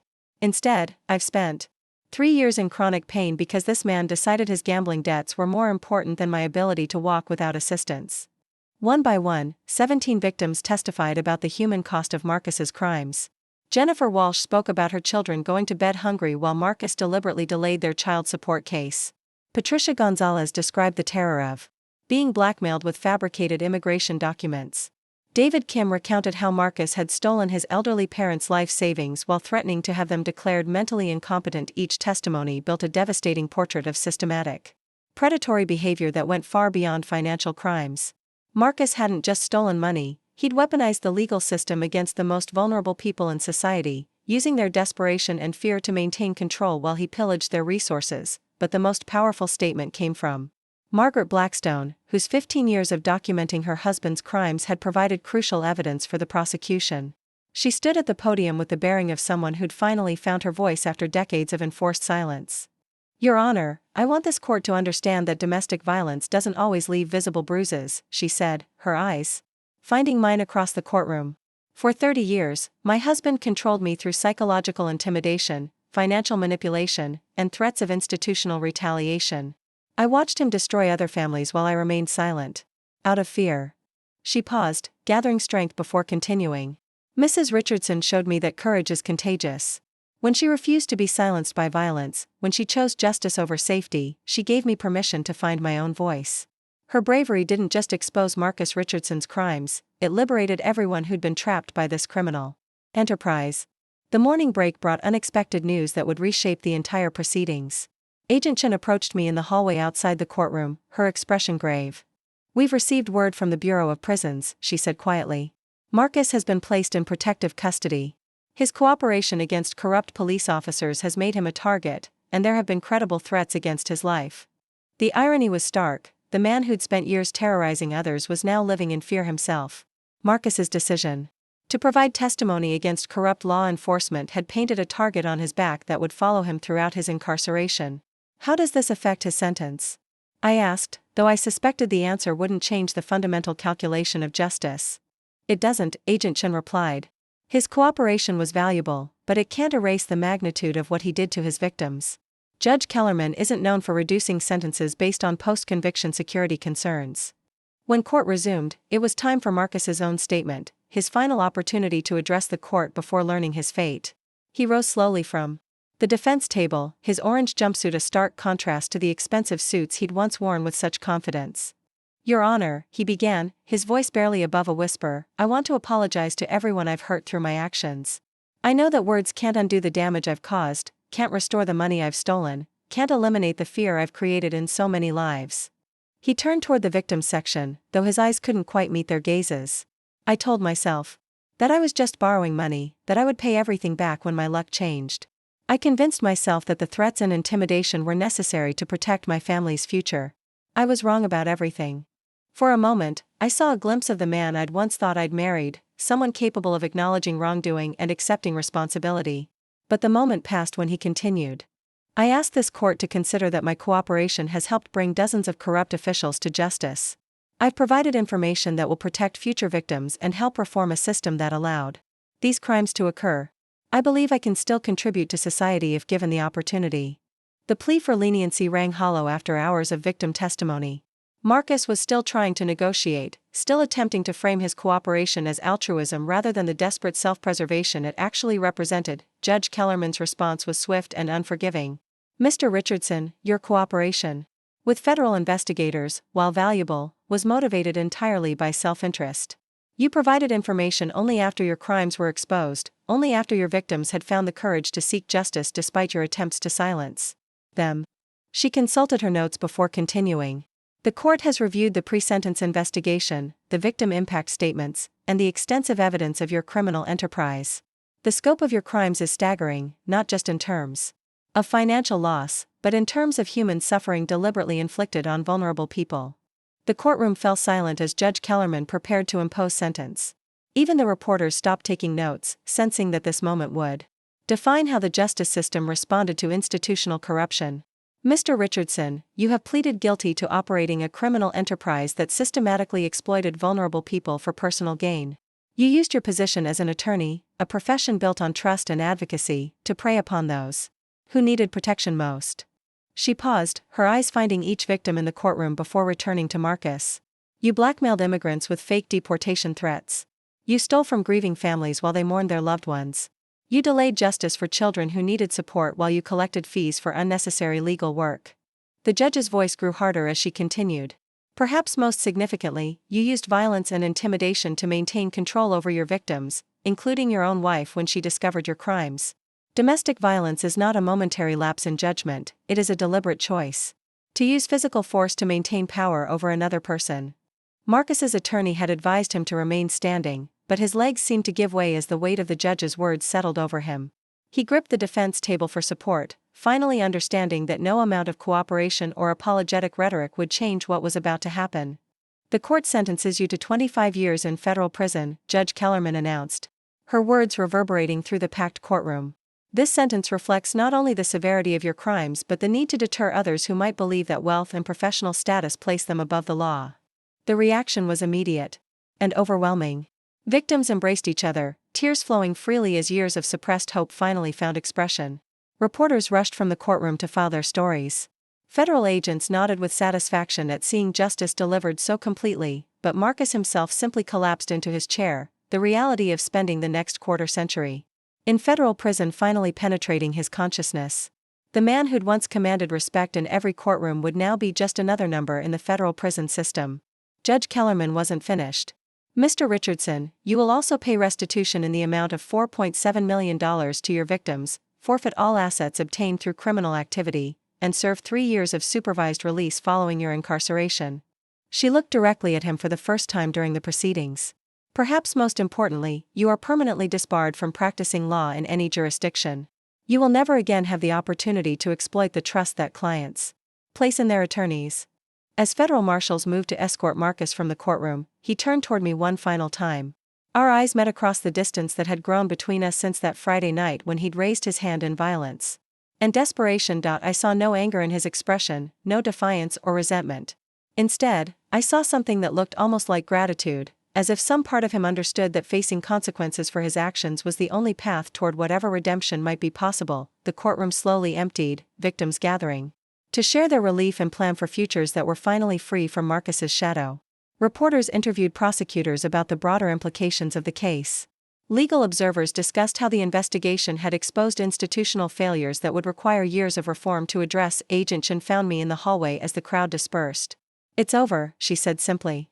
Marcus Richardson will spend the next 25 years in federal prison, and his criminal enterprise has been completely dismantled.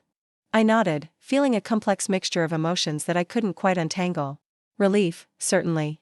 Satisfaction at seeing justice delivered so thoroughly. But also sadness for the man I'd once loved, who'd chosen a path that led inevitably to this moment of complete destruction. What happens now? I asked, thinking about the victims who would still need support, the reforms that would need to be implemented, the work of rebuilding trust in institutions that had been so thoroughly corrupted. Now the real work begins, Agent Chen replied. The federal monitor will oversee reforms in the police department. The State Bar Association will implement new oversight procedures. The Victim Compensation Fund will continue operating until everyone receives full restitution. As I walked toward the courthouse exit, I reflected on the journey that had brought me to this moment. 3 months ago, I'd been a graphic designer living in what I thought was a happy marriage, unaware that my husband was systematically destroying other people's lives for personal gain. The transformation hadn't been easy. Testifying against Marcus had required reliving traumatic experiences while facing constant threats from his criminal associates. Living under federal protection had meant giving up privacy and independence while the investigation proceeded. Watching someone I'd once loved face the complete destruction of everything he'd built had been emotionally devastating even when it was entirely justified, but standing outside the federal courthouse on a crisp autumn afternoon, I felt something I hadn't experienced in years, genuine hope for the future. Marcus's crimes had been exposed and punished. His victims had received justice and compensation. The institutional corruption he'd exploited had been rooted out and would face ongoing oversight. Most importantly, other women who faced domestic violence would see that even the most powerful abusers could be held accountable when victims found the courage to demand justice. The case had become a symbol of how individual bravery could expose systemic failures and create lasting change. Elena was waiting for me at the courthouse steps, ready to drive me home to the apartment we'd found together, a modest place that felt luxurious in its simplicity and safety. Tomorrow, I would begin rebuilding my life without the shadow of Marcus's crimes hanging over everything, but tonight, I would simply rest in the knowledge that justice had been served, that victims had been heard, and that the choice Marcus made to raise his hand in violence had ultimately led to consequences he could never have imagined. The reckoning was complete. But the work of healing was just beginning. 1 year after Marcus's sentencing, I stood in the conference room of the newly established Richardson Foundation for Legal Ethics, watching as our board of directors reviewed applications from domestic violence survivors seeking funding to attend law school. The irony wasn't lost on anyone in the room. Marcus's stolen millions, once used to fuel gambling addictions and luxury purchases, were now providing scholarships for women who wanted to fight for justice. 37 applications this quarter, reported Dr. Sarah Kim, who'd left her criminal defense practice to become the foundation's executive director. Each one represents someone who refused to let trauma define their future. The transformation had been gradual but inexorable. After Marcus's conviction, the federal government had seized all of his assets: the house where he'd hit me, the luxury cars he'd bought with stolen funds, the offshore accounts where he'd hidden his crimes. Rather than simply returning the money to the treasury, victim advocates had pushed for something more meaningful, a foundation that would turn instruments of oppression into tools of empowerment. I'd initially resisted the idea of having my name associated with anything connected to Marcus's crimes, but Elena had convinced me that refusing would be another form of letting him control my life. He stole their money, she'd argued. Now you can use it to make sure other women never face what you endured. The foundation's work extended far beyond scholarships. We funded legal clinics in underserved communities, provided training for law enforcement on recognizing financial abuse, and supported legislation requiring attorneys to undergo regular ethics training. Every program was designed to address the institutional failures that had allowed Marcus's crimes to continue for so long. The Stanford application is particularly impressive, Sarah continued, holding up a file. Lisa Hernandez, whose immigration case was sabotaged by Marcus's blackmail scheme. She's maintained a 4.0 GPA while working full-time to support her family and volunteering at a legal aid clinic. I remembered Lisa's victim impact statement, a young woman whose dreams of citizenship had been weaponized against her by a man who saw vulnerability as opportunity. Now she was studying for the LSAT while helping other immigrants navigate a legal system that had failed her so catastrophically. Approve it, I said without hesitation. And make sure she knows the foundation will provide additional support during law school if needed. The morning meeting concluded with updates from our various programs.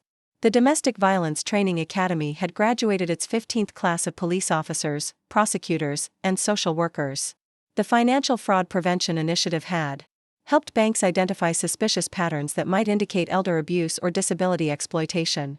The Legal Ethics Symposium was being adopted by law schools across the country, but perhaps the most satisfying development was the news from Agent Chen, who'd called earlier that morning with an update on the ongoing investigations.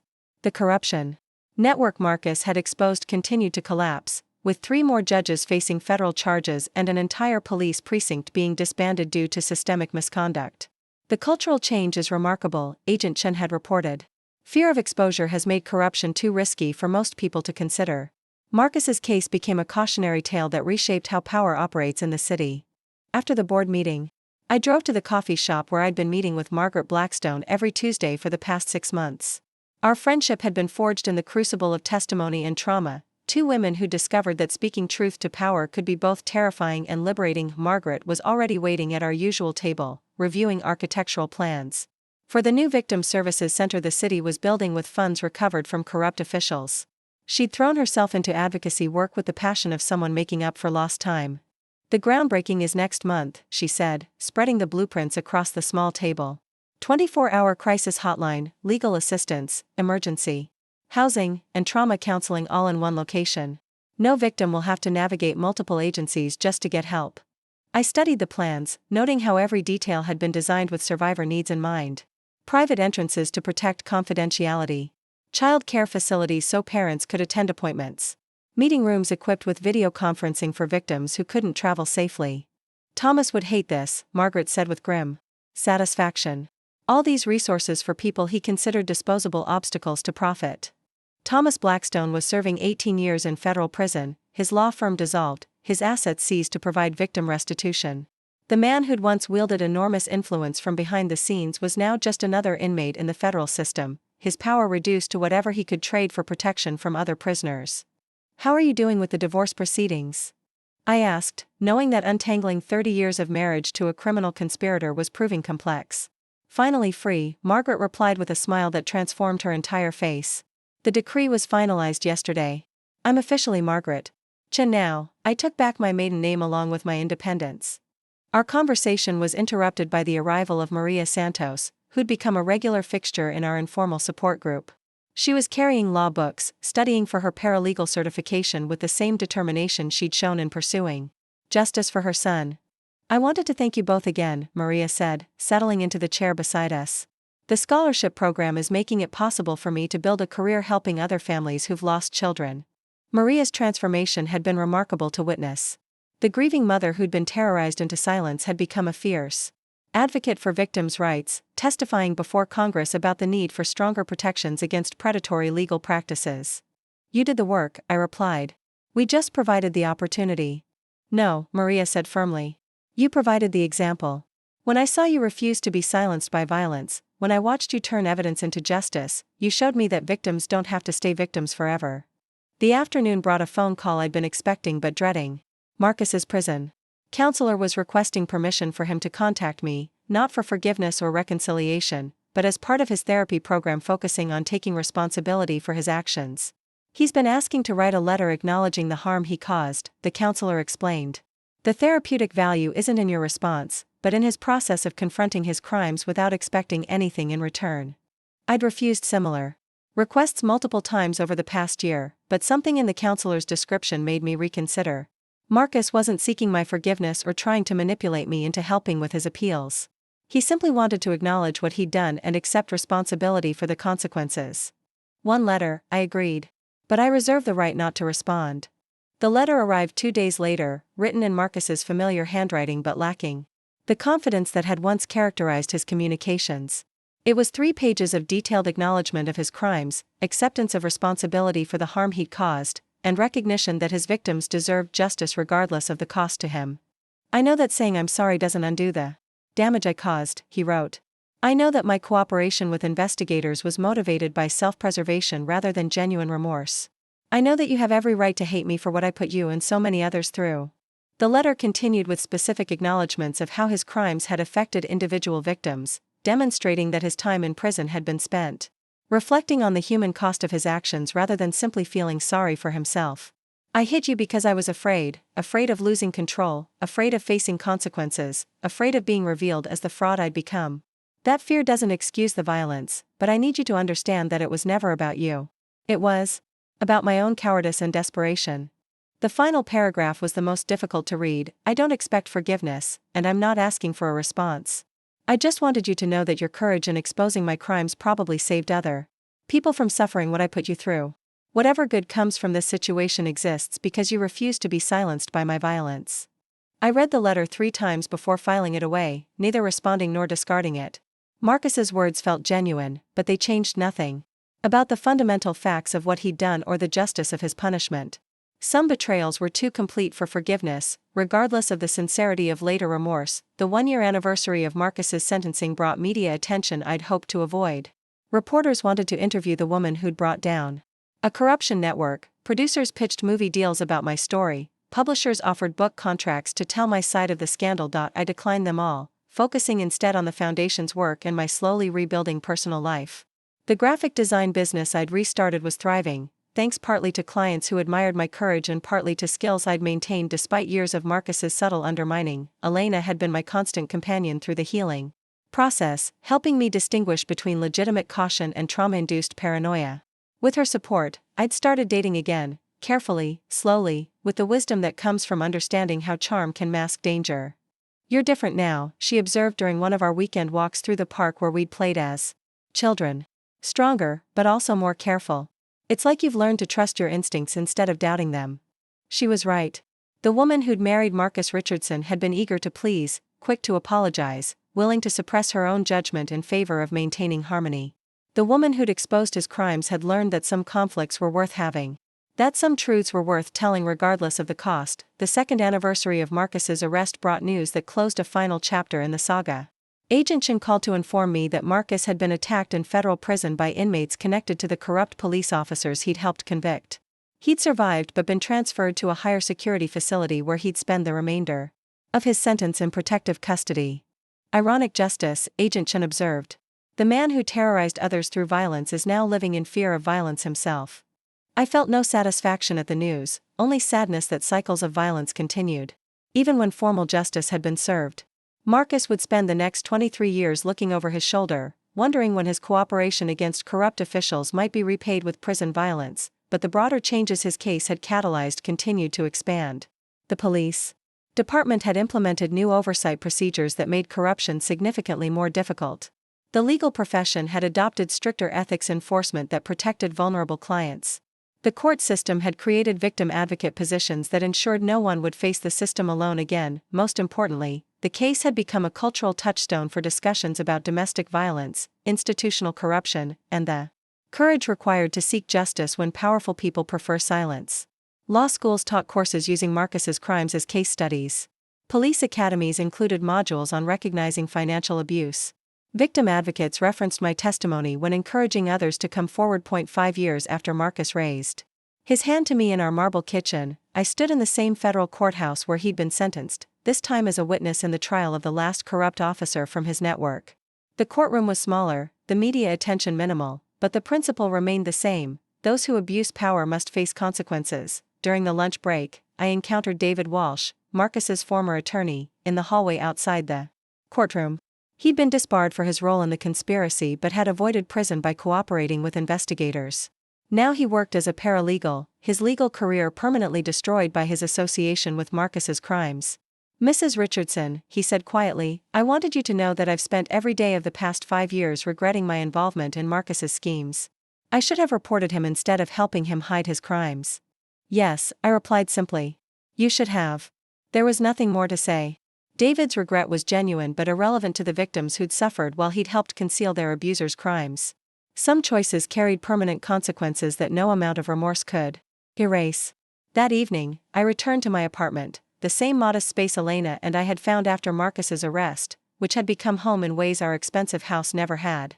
The walls were covered with thank you letters from scholarship recipients, photos from foundation events, and artwork from children whose mothers had escaped abusive relationships with our help. As I prepared for bed, I reflected on the journey that had brought me to this moment. The frightened woman who discovered her husband's crimes had become an advocate for institutional reform. The victim of domestic violence had become a symbol of how individual courage could create systemic change. The wife who'd been silenced by a slap had found her voice and used it to protect others. The bruise Marcus had left on my cheek had faded within weeks, but its impact would last for generations. Every woman who received a scholarship to law school, every victim who found justice through reformed institutions, every police officer who chose integrity over corruption, they were all connected to that moment of violence that had revealed the true character of a man I'd thought I'd known. Marcus Richardson had raised his hand to me once, believing that physical intimidation would solve his problems and maintain his control. Instead, that moment of violence had unleashed forces that destroyed everything he'd built while creating something better from the ruins. He would spend the rest of his life in federal prison, forgotten by history except as a cautionary tale about the consequences of abusing power. His victims would heal and thrive, supported by institutions reformed in response to their suffering. The corruption he'd embodied would face ongoing vigilance from systems designed to prevent future abuse, and I would continue the work of transformation, turning instruments of oppression into tools of justice, ensuring that no one else would face alone what I'd endured in silence. The reckoning was complete. The healing would continue for as long as it took to build a world where violence never won and justice was never silenced. After all, some bruises fade quickly, but the strength they reveal can last forever. Up next, you've got 2 more standout stories right on your screen. If this one hit the mark, you won't want to pass these up. Just click and check them out. And don't forget to like, subscribe and turn on the notification bell, so you don't miss any upload from us.